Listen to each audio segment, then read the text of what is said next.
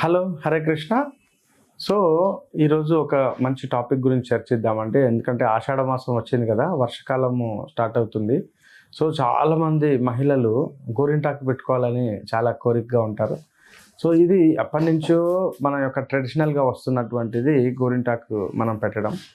So, గోరింటాకు పండితే ఎలా ఉంటుంది ఇదంతా. యాక్చువల్‌గా దాంట్లో ఒక విషయం బాగా గమనించొచ్చు. గోరింటాకు బాగా పండితే నల్లగా అయిందనుకోండి, వాళ్ళు బాగా పిత్తంలో ఉన్నట్టుగా చెప్తారనమాట ఆయుర్వేద పరంగా.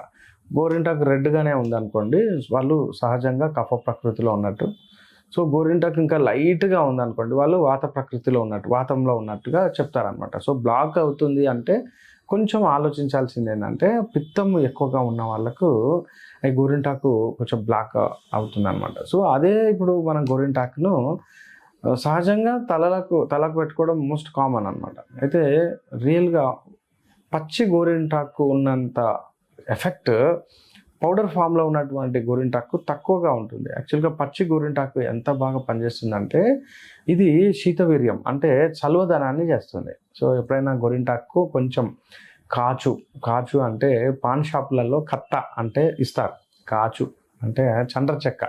సో, ఈ చండ్ర చెక్క పౌడర్‌ను కొంచెం గుప్పెడు 2 గుప్పెళ్ళ మెహందీ అంటే గోరింటాకును బాగా మెత్తగా నూరుకోండి. అయితే చాలామందికి ఒక డౌట్ ఉంటుంది. గ్రైండర్‌లో ఏస్తే ఎట్లా ఎఫెక్ట్ ఉంటుంది? డైరెక్ట్‌గా నూరుకుంటే ఎట్లా ఎఫెక్ట్ ఉంది? రియల్‌గా చెప్పాలంటే ఓపెన్‌గా మామూలుగా నూరితే చాలా ఎఫెక్ట్ ఉంటుంది. అది చాలా బాగా పనిచేస్తుంది. అందరం ఏం చేస్తామంటే గ్రైండర్‌లో ఏస్తారు. పెద్దగా రిజల్ట్ రాదు.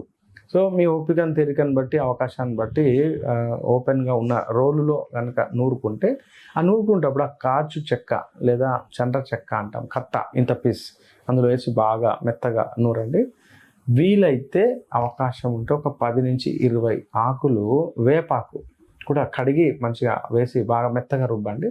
ఒక 2-3 అవర్స్ వరకు పాయలుగా తీస్తూ మంచిగా పెట్టేసి ఒక 2-3 అవర్స్ వరకు కవర్ చేయండి మామూలుగా. అందరికి తెలిసి ఈ విషయం, నేను చెప్పేదేం లేదు. కాకపోతే ఈ కవర్ చేసిన తర్వాత 2 అవర్స్ తర్వాత గోరువెచ్చని నీళ్ళతో వాష్ చేయండి. సో, వాష్ చేసేటప్పుడు కొంచెం జాగ్రత్తగా వాష్ చేయాలి. ఎందుకంటే అది బాగా అతుక్కొని ఉండడం వల్ల వెంట్రుకలకు తొందరగా డ్యామేజ్ కావడానికి అవకాశం ఉంది. సో, ఇలాగే మనం ఏం చేయొచ్చు అంటే, ఈ ముద్దను ఇప్పుడున్న అందరూ ఎవరైనా కూడా చిన్న పిల్లల నుంచి పెద్దవాళ్ళ వరకు, చిన్నపిల్లలు అంటే మరీ చిన్నపిల్లలు కాకుండా 5 ఇయర్స్ 6 ఇయర్స్ కంటే ఎక్కువగా ఉన్న వాళ్ళు ఎవరైతే ఉన్నారో, ఒక 6-7 ఇయర్స్ నుంచి ఒక చిన్న శనగ గింజ అంతా ముద్దలాగా చేసి వాళ్ళకి మింగిపియచ్చు. ఒక 3 టైమ్స్ ఆ రోజు పచ్చిదే కాబట్టి ఉదయం ఒక చిన్న శనగ గింజ అంతా, మధ్యాహ్నం శనగ గింజ అంతా, రాత్రి శనగ గింజ అంతా. ఇది చిన్నపిల్లలకి వేస్తే క్రిమి అంటాం చూడండి, హెల్మెంతిస్ వామ్ ఇన్ఫెస్టేషన్ అంటారు కదా, నులి పురుగుల యొక్క ప్రాబ్లం తగ్గిపోతుంది ఈ యొక్క గోరింటాకు. సో, ఇంకా పెద్ద పిల్లలు ఉన్నారు 12 ఇయర్స్, 10 నుంచి 12, 13, 14, 15 ఇయర్స్ వరకు కొంచెము అది ది బెస్ట్ సైజ్ ఏంటంటే కుంకుడుకాయ అంతా ఉదయం, మధ్యాహ్నం, సాయంత్రం. ఇంకా పెద్దవాళ్ళు ఇంకా 20 ఇయర్స్ నుంచి 30, 40 ఇయర్స్ ఉన్న వాళ్ళకు ఈజీగా ఒక నిమ్మకాయ సైజ్, దాన్నే మెత్తగా 2-3 భాగాలుగా చేసి నిమ్మకాయ సైజ్ మార్నింగ్ అండ్ ఈవినింగ్ వేసుకొని కొంచెం గోరువెచ్చని నీళ్ళు తాగాలి. 3 డేస్ వేసుకుంటే అమేజింగ్ రిజల్ట్. పొట్ట మొత్తం సాఫ్ అయిపోయి ఇంటెస్టినల్ వామ్స్ ఏమున్నా కూడా చనిపోతాయి. ఆ తర్వాత పొట్ట లోపల సహజ సిద్ధమైనటువంటి రక్త ప్రసారం చాలా బాగా జరుగుతుంది. మరియు టాక్సిసిటీ ఏమన్నా ఉంటే ఈజీగా వెళ్ళిపోతుంది. ఇది అందరికీ చేసుకోవచ్చు.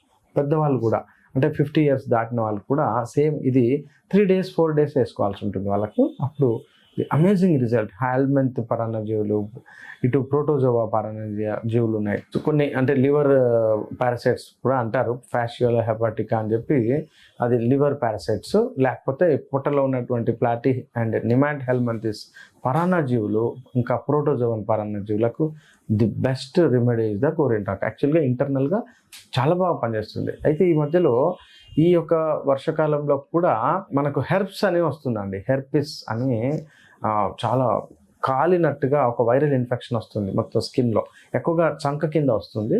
ఇది బాగా మంట పోట్లతో వస్తుంది. అది తగ్గదనమాట. ఇది అంటువ్యాధి కూడా. సో, ఇది వైరల్ ఇన్ఫెక్షన్, హెర్పిస్ అంటారు.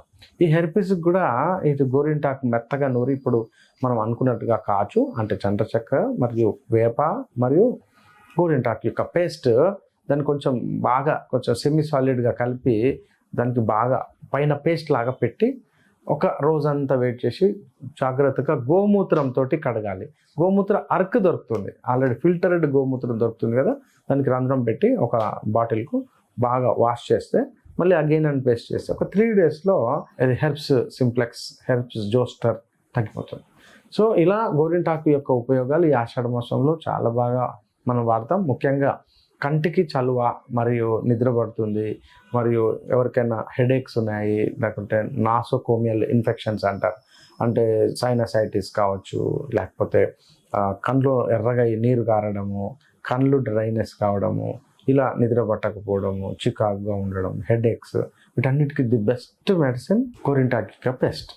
సో గోరింటాకును మనం ఈ విధంగా కూడా వాడుకోవచ్చు. హరే కృష్ణ.